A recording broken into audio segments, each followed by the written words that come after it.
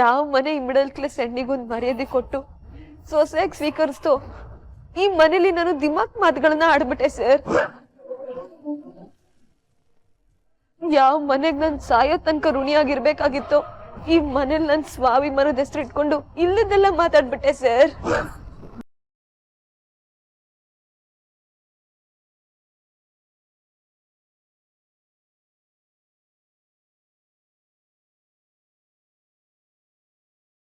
ಒಂದ್ ಸಣ್ಣ ಸಿಟ್ಟು ಸರ್, ಒಂದ್ ಸಣ್ಣ ಸಿಟ್ಟು ಬಿಸಿ ರಕ್ತದ ಜೊತೆ ಸೇರ್ಕೊಂಡು ಬಾಯಿಗೆ ಬಂದಾಗೆಲ್ಲ ಮಾತಾಡ್ಬಿಟ್ಟೆ ಸರ್. ಇದ್ ಎಂತ ಮನೆ? ಸಮಾಜದ ಕಣ್ಣೀರ್ ಒರ್ಸೋ ಹೃದಯವಂತ ರಾಜಕಾರಣಿ ಮಂತ್ರಿ ಸೂರ್ಯಪ್ರಕಾಶ್ ಅವ್ರು ಇರೋ ಮನೆ ಇದು. ಇವತ್ ನಾನ್ ಮಾಡಿದ ಎಡವಟ್ಟಿಂದ ಮೀಡಿಯಾದವ್ರು ಪ್ರಶ್ನೆ ಮಾಡ್ತಿದ್ದಾರೆ ಅಂದ್ರೆ ಅದಕ್ ಕಾರಣ ನಾನು ಸರ್, ನಾನು.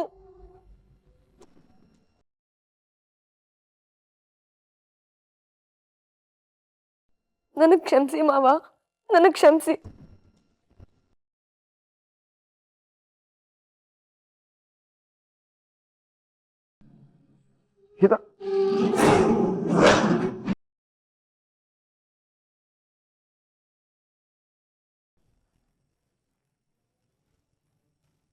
ಏನ್ ತಂಗೆ ಮನೆದು ಟೋಟಲ್ ಆಗಿ ಡ್ರಾಮಾನ ಟ್ವಿಸ್ಟ್ ಮಾಡಿ ಬಿಸಾಕ್ಬಿಟ್ಲಲ್ಲ.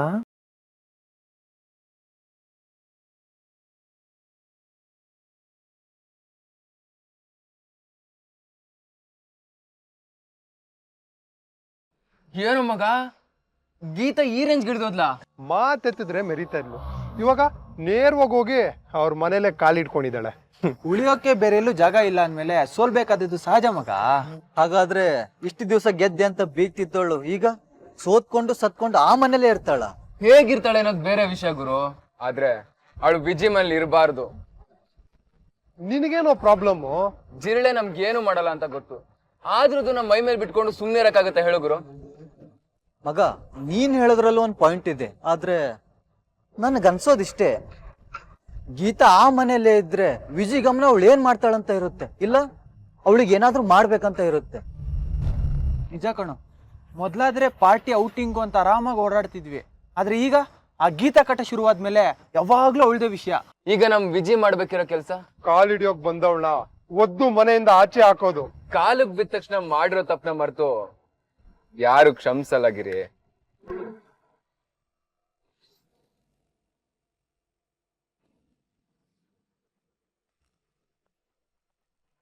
ಗೀತಾ, ಏನ್ ಮಾಡ್ತಾ ಇದೀಯಮ್ಮ? ಎದ್ದಳು.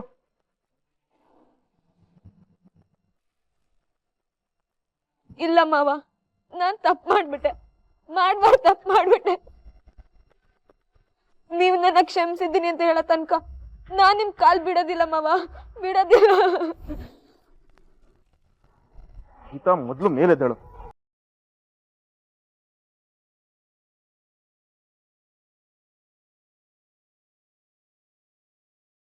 ನನಗ್ ಕ್ಷಮಿಸಿ ಮಾವ, ನನಗ್ ಕ್ಷಮಿಸಿ.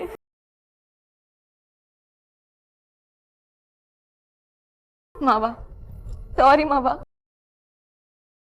ನನ್ನ ವಿಜಿ ಮಧ್ಯೆ ಒಂದ್ ಸಣ್ಣ ಮಾತುಕತೆ ಶುರು ಆಯ್ತು, ಅದು ತಮಾಷೆಯಾಗಿ, ಅದು ಜಗಳದ ರೂಪ ಆಗೋಯ್ತು ಮಾವ. ಮೊನ್ನೆ ನಮ್ಮ ಅಪ್ಪ ಅಮ್ಮ ಬಂದಿದ್ರಲ್ಲ, ಅವ್ರ ಬಗ್ಗೆ ಕೇವಲ ಮಾತಾಡ್ಬಿಟ್ಟ. ನನಗ್ ಕೋಪ ಬಂತು ಮಾವ, ನಾನ್ ರೇಗ್ಬಿಟ್ಟೆ. ಪಾಪ ಅತ್ತೆ ಸಮಾಧಾನ ಮಾಡಕ್ ಬಂದ್ರು, ನೀವ್ ಮಧ್ಯ ಬರ್ಬಿಡಿ ಅಂತ ರೇಗ್ಬಿಟ್ಟೆ. ಸಾರಿ ಅತ್ತೆ.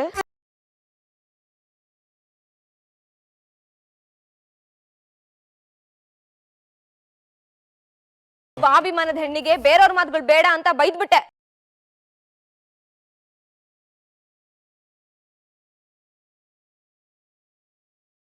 ಸಾರಿ ಅತ್ತೆ.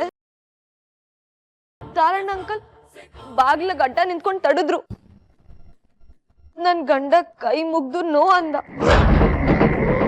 ಅತ್ತೆ ನನ್ ಕಾಲ್ ಹಿಡಿಯಕ್ ಬಂದ್ರು, ತಾರಣ್ಣ ಅಂಕಲ್ ನನ್ನ ತಡಿಯಕ್ ಬಂದ್ರು, ಅವ್ರನ್ನ ಎಳ್ದ್ ಬಿಸಾಕ್ ಕೊಟ್ಬಿಟ್ಟೆ. ಸಾರಿ ತಾರಣ್ಣ ಅಂಕಲ್. ಈ ಮನೆ ಸಾಮಾನ್ಯವಾದ ಮನೆ ಅಲ್ಲ, ನಮ್ ಮಾವ ದೇವ್ರು, ನಮ್ಮ ಅತ್ತೆ ದೇವತೆ, ನನ್ ಗಂಡ ಕೋಟಿಗೊಬ್ಬ. ತಾರಣ್ಣ ಅಂಕಲ್ ಇದ್ರೆ ಹಬ್ಬ. ಟೋಟಲ್ ಆಗಿ ಇದೊಂದು ದೇವಸ್ಥಾನ.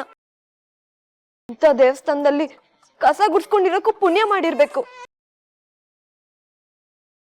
ಸೊಸೆಯಾಗಿದ್ದು ನಾನು ಇಂಥ ತಪ್ಪು ಮಾಡಬಾರ್ದಾಗಿತ್ತು.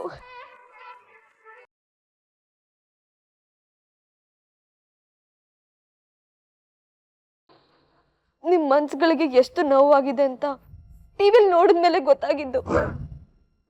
ಆದ್ರೂ ನನ್ನ ಅಹಂಕಾರ ಹಾಗೆ ಇತ್ತು. ನಾನ್ಯಾಕೆ ಅವ್ರ ಮನೆಗೆ ಹೋಗ್ಬೇಕು ಅಂತಾನೆ ಇತ್ತು. ಅವ್ರ ಮನೇಲಿ ಸುಮ್ನೆ ಕಣ್ಮುಚ್ಚಿದ್ರೆ ಎಡಗಣ್ಣಲ್ಲಿ ಅತ್ತೆ, ಬಲ್ಗಣ್ಣಲ್ಲಿ ಮಾವ ಕಾಣಿಸ್ತಿದ್ರು. ಇದು ಸುಡೋ 3ನೇ ಕಣ್ಣು ಹೊಡೆಯೋ ಡೈಲಾಗ್ ತಂಗ್ಯವ.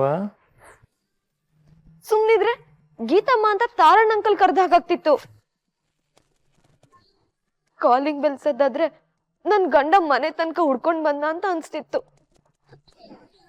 ಆದ್ರೆ ಆಳಾದ ಅಹಂಕಾರ ಗೀತಾ ನೀನ್ ಸೋಲ್ಬೇಡ ಅಂತಾನೆ ಇತ್ತು. ಅಂತ ಅಹಂಕಾರಕ್ಕೆ ಪೆಟ್ ಕೊಟ್ಟಿದ್ದು ಒಂದ್ ಫೋನ್ ಕಾಲ್. ಅದು ನನ್ ಗಂಡ ಮಾಡಿದ ಫೋನು.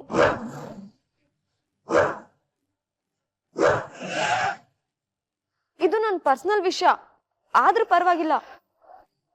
ಆದ್ರೆ ವಿಜಯ್ ಅಂತ ಒಳ್ಳೆ ಮನ್ಸು ಏನ್ ಮಾತಾಡಿದೆ ಅಂತ ಈ ಸಮಾಜಕ್ಕೆ ಗೊತ್ತಾಗ್ಬೇಕಲ್ವಾ?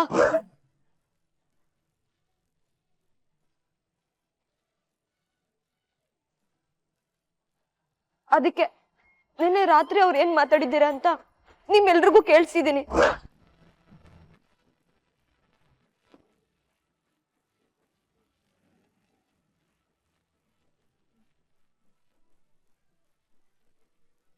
ನನ್ನನ್ನ ಬಿಟ್ಟೋಗಕ್ಕೆ ನಿಂಗೆ ಹೇಗ್ ಮನ್ಸ್ ಬಂತು ಗೀತಾ? ನೀನೇ ನನ್ನ ಪಾಲಿನ ಸರ್ವಸ್ವ ಅಂತ ಹೃದಯ ಕೊಟ್ಟಿದ್ದೆ. ಆ ಹೃದಯನ ತುಳ್ಳು ಹೋದಲ್ಲ ಗೀತಾ. ನಿನ್ ತವರಲ್ಲಿ ನೀನು ನೆಮ್ಮದಿಯಾಗಿರೋಕ್ ಹೇಗ್ ಸಾಧ್ಯ ಗೀತಾ? ನನ್ ನೆನ್ಪು ಬರ್ತಿಲ್ವಾ? 100% ಹೇಳ್ತಾ ಇದ್ದೀನಿ, ನೀನಿಲ್ದೆ ನನ್ನ ಕೈಯಲ್ಲಿ ಬದುಕೋಕ್ಕಾಗಲ್ಲ.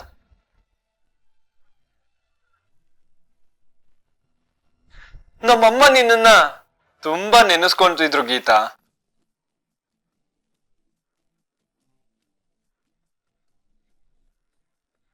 ನನ್ ಕಡೆಯಿಂದ ನಿನಗೆ last good night and last good by.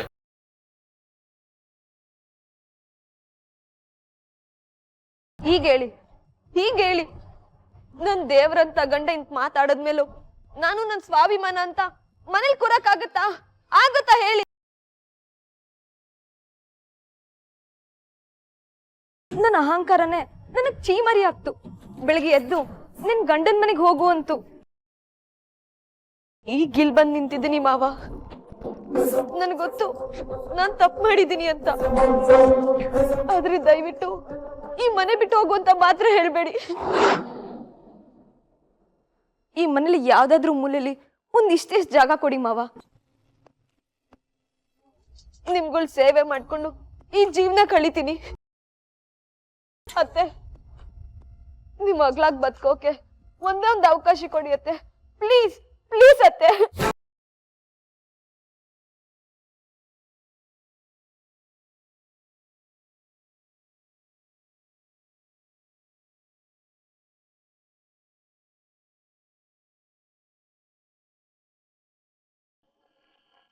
ಅತ್ತೆ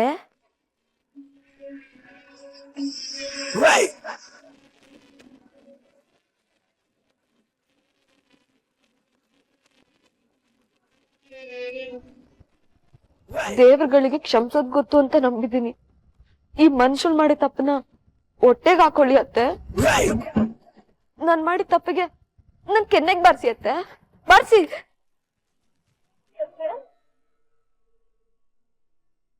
ಗೀತಾ ಏನ್ ಮಾಡ್ತಾ ಇದೀಯಾ? ಬಾಯಿ ಕಡೆ ಗೀತಾ, ಬಾಯಿ ಕಡೆ.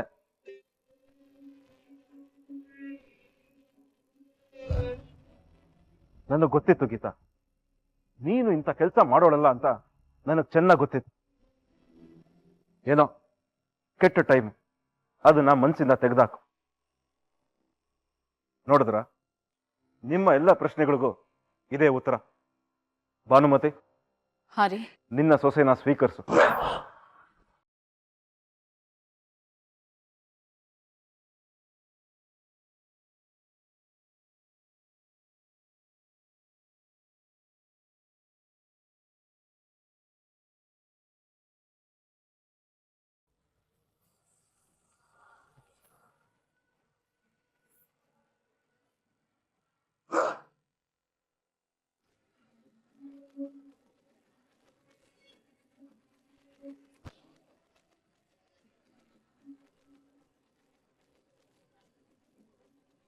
ಅತ್ತೆ ದಯವಿಟ್ಟು ನನ್ನ ಕ್ಷಮಿಸ್ಬಿಡಿ ಅತ್ತೆ.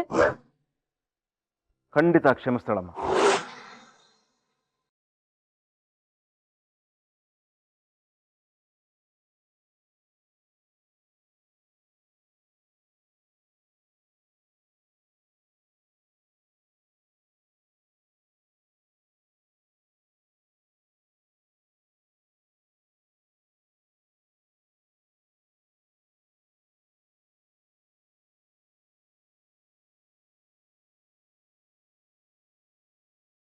ಅತ್ತೆ ಅತ್ತೆ ನನ್ನ ಕ್ಷಮಿಸ್ತೀರಾ ಅಲ್ವಾ ಅತ್ತೆ? ಖಂಡಿತ ಕ್ಷಮಿಸ್ತಾಳಮ್ಮ. ಮಾಡಿರೋ ತಪ್ಪನ್ನ ಮಾಡಿಲ್ಲ ಅಂತ ವಾದಿಸೋ ಜನರ ಮಧ್ಯೆ ತಪ್ಪು ಮಾಡಿದೀನಿ ಅಂತ ನೀನ್ ಹೇಳ್ಕೊಳ್ತಾ ಇದ್ದಿಲ್ಲ. ನಿನ್ನಂತ ಹೆಣ್ಣನ್ನ ಯಾರು ಕ್ಷಮಿಸಿ ಇರ್ತಾರೆ ಹೇಳು?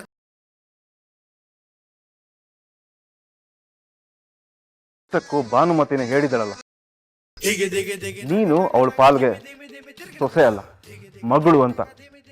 ನೀನು ನಿಜವಾಗ್ಲೂ ಮಗಳೇ.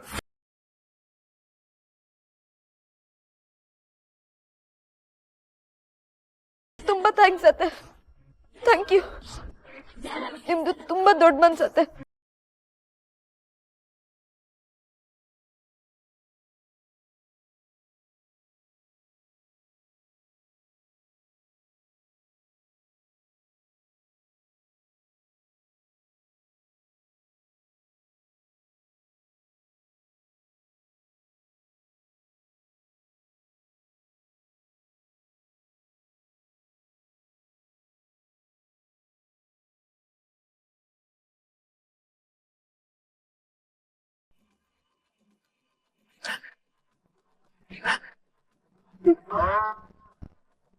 ಅತ್ತೆ ಅತ್ತೆ ಇನ್ಮೇಲೆ ಯಾವತ್ತು ನಾನಿಂತ ತಪ್ಪು ಮಾಡಲ್ಲ ಅತ್ತೆ.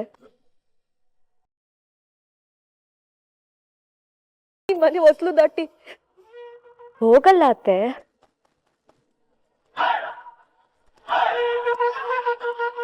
ನನ್ನ ಸ್ವೀಕರಿಸಿದಕ್ಕೆ ನಾನು ಯಾವತ್ತೂ ಚಿರಋಣಿ ಆಗಿರ್ತೀನಿ ಅತ್ತೆ.